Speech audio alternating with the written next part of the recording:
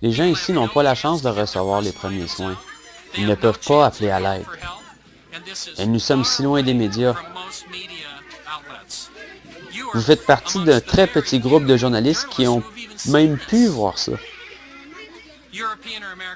Les journalistes européens et américains ne viennent pas ici parce qu'ils ont peur de venir ou parce que c'est trop difficile de se rendre. Une des choses qui nous a été racontée par des psychologues palestiniens très respectés qui viennent juste de terminer une étude sur les enfants est le fait que plusieurs de ces enfants palestiniens n'avaient plus le goût de vivre, qu'ils étaient si déshumanisés, si émus de voir leur père se faire particulièrement battre par les forces armées israéliennes.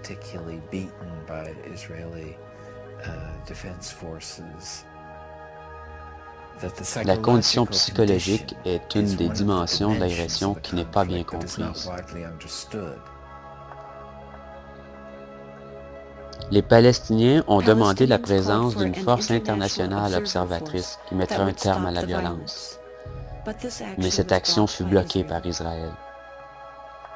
Finalement, un groupe de Palestiniens et d'activistes israéliens des droits de l'homme ont créé ensemble le Mouvement international de solidarité, qui a réuni un grand nombre de gens de partout dans le monde, de tout âge et milieu, pour assurer une présence internationale non violente pour répondre aux besoins. Rachel Corrie, une étudiante états-unienne âgée de 23 ans, a rejoint ces efforts dans le Gaza et gardait contact par courriel avec ses parents. Je suis en Palestine depuis 2 semaines et 1 heure maintenant, et je n'ai toujours pas les mots pour décrire ce que je vois. Il est très difficile pour moi de décrire ce qui se passe ici quand je m'assois et communique avec les États-Unis. Quelque chose à propos du portail virtuel et du luxe. Je doute fort que les enfants ici aient déjà existé sans trop de buts de chars d'assaut dans leurs murs, de tours de guet, de forces armées les surveillant constamment de l'horizon. Je crois, malgré que je ne peux pas être certaine, que plusieurs de ces enfants comprennent que la vie n'est pas comme ça partout.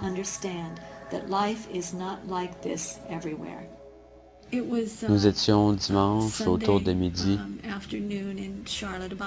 quand j'ai reçu un appel et mon beau-fils, Kelly, était sur la ligne me demandant si Craig était disponible.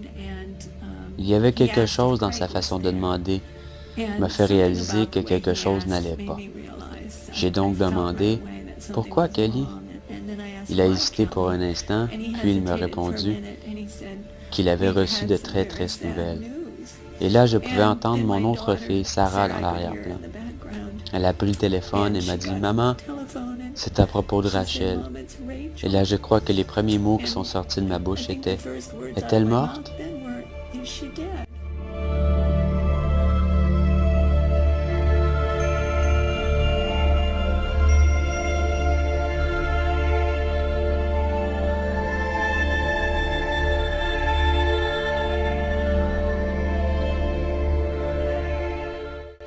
Nous étions en train de bloquer la destruction de maisons et de terres agricoles palestiniennes par les forces armées d'Israël.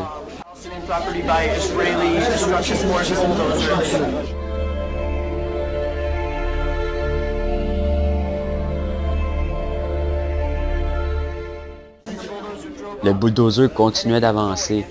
Elle a essayé de reculer, mais elle ne pouvait plus reculer et elle est passée en dessous du bulldozer. Malgré le fait que plusieurs activistes internationaux criaient à l'opérateur qu'il y avait quelqu'un en dessous, il n'a pas arrêté.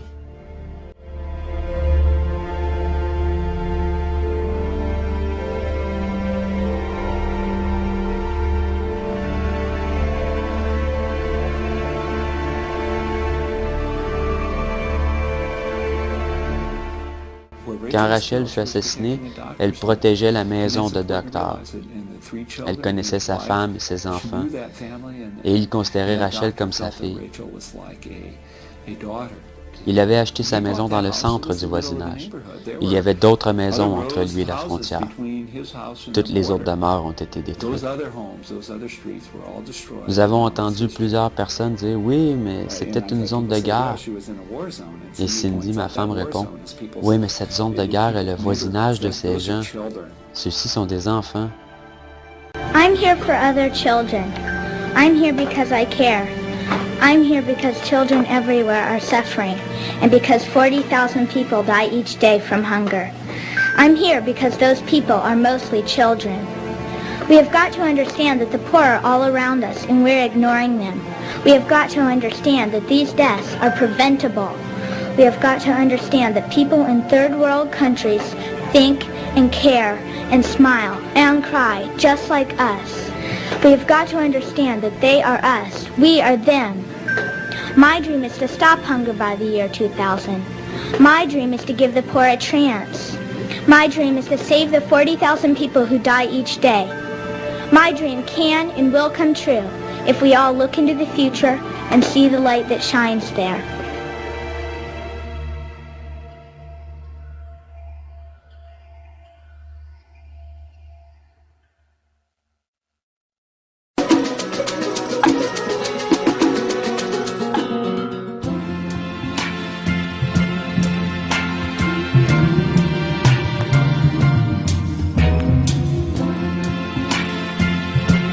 Bonjour Gideon Levy. Bonjour. Vous dites que 2009 a été l'année de la honte pour Israël. Pourquoi? Je pense qu'il y a un avant et un après Opération Plomb Durci. Ce qu'Israël a fait à Gaza, en utilisant des armes illégales, en usant et en abusant de son pouvoir militaire sur une société civile sans défense, et en commettant même des crimes de guerre.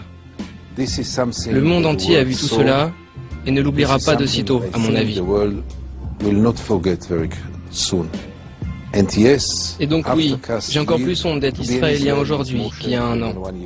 Vous êtes très rare dans votre pays à dire de telles choses. Comment vous expliquez cette situation? Je suis une voix isolée parce que je pense que la société israélienne est totalement endoctrinée. Elle est très nationaliste, très favorable à l'armée. J'essaie de dire ma vérité. Mais le fait que j'ai la possibilité de dire ma vérité doit être mentionné. J'ai une totale liberté, je peux écrire ce que je veux dans les journaux, dire ce que je veux à la télé. Ça veut dire que les Israéliens, vos compatriotes, ne sont pas tout à fait conscients de la situation telle qu'elle est aujourd'hui? C'est une litote absolue. Ils n'en sont pas conscients du tout. Ils sont totalement aveuglés. Ils sont sûrs que l'armée israélienne est la plus morale du monde. Ils n'ont pas de problème de morale, ne se remettent pas en question. Ils sont très contents d'eux. Qu'est-ce que vous pensez de la stratégie de Barack Obama dans la région? Je crois qu'il a fait toutes les erreurs possibles. Il est tombé dans le piège tendu par Israël. Il a perdu un an sur la question stupide de savoir si les colonies allaient être gelées pendant 10 mois, 10 mois et une semaine, ou 10 mois et 3 semaines. Il est temps d'agir, pas de parler. Et si on ne force pas Israël à mettre fin à l'occupation, cela ne sert à rien. Ils vont à nouveau se rencontrer, négocier, il y aura un nouveau plan de paix. Et pendant ce temps, Israël continuera à construire des colonies. Et il a présenté un nouveau plan de paix justement au début de l'année. Et si vous regardez attentivement ce nouveau plan, vous verrez que c'est exactement le même que le précédent et que celui encore d'avant. Le premier plan remonte à 1968. Si vous comparez tous les plans de paix américains, ils se ressemblent tous, ils disent tous la même chose, et rien n'a été mis en place. Donc à quoi ça sert de perdre son temps à discuter quand il est urgent de faire quelque chose? Oui, mais comment on pousse Israël? C'est très facile, mais encore faut-il avoir la volonté de le faire. Israël n'est rien sans le soutien des États-Unis, sur les plans politiques, économiques et militaires. Les États-Unis devraient utiliser ce pouvoir pour forcer Israël à mettre fin à cette occupation, qui est illégale, inhumaine, et ne peut pas continuer pendant encore 40 ans. Israël a recommencé à faire des raids sur la bande de Gaza, a tué plusieurs Palestiniens. Est-ce que vous craignez une nouvelle guerre à Gaza très prochainement? Absolument. Nous sommes exactement dans la même situation qu'il y a un an. Ce qui montre bien que toute cette opération est un total désastre, un total échec. Donc ça n'a servi à rien? À absolument rien. Ils ont dit qu'ils allaient affaiblir le Hamas. Le Hamas est toujours aussi fort. Ils ont dit qu'ils allaient libérer Gilad Shalit. Gilad Shalit est toujours prisonnier. Ils ont dit que ce serait dissuasif. Cela n'a absolument pas été dissuasif. En ce moment, les relations diplomatiques entre Israël et la Turquie sont au plus mal. Qui est responsable de cette surenchère? C'est très clair. Israël agresse le premier qui ose le critiquer.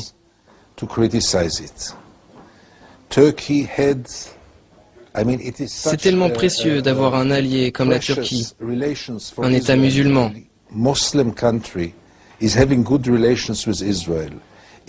C'est très compliqué pour la Turquie de maintenir ses bonnes relations avec Israël dans le contexte du monde arabe. Et pourtant la Turquie y tient. Et voilà, Israël humilie les Turcs. Et pourquoi? Pour une série télévisée. Donc vous pouvez dire ce que vous voulez dans votre pays, mais les pays autour ne peuvent pas faire la même chose. Absolument. Benjamin Netanyahou veut maintenant fermer la frontière d'Israël avec l'Égypte. Qu'est-ce que vous pensez de cette nouvelle idée? Israël est en train de devenir comme Sparte dans la Grèce antique. Des murs, des barrières. Ce n'est pas le pays dans lequel j'ai envie de vivre. Entouré par des barrières et par des barrages militaires. C'est ça l'Israël dont on rêvait? Merci beaucoup, Gideon Levy. Merci. Voilà, c'est la fin de cette émission, mais vous pouvez bien sûr la revoir en intégralité sur notre site internet Parole du Monde. C'est quand vous voulez, 7 jours sur 7, 24 heures sur 24 sur publicsénat.fr. À bientôt.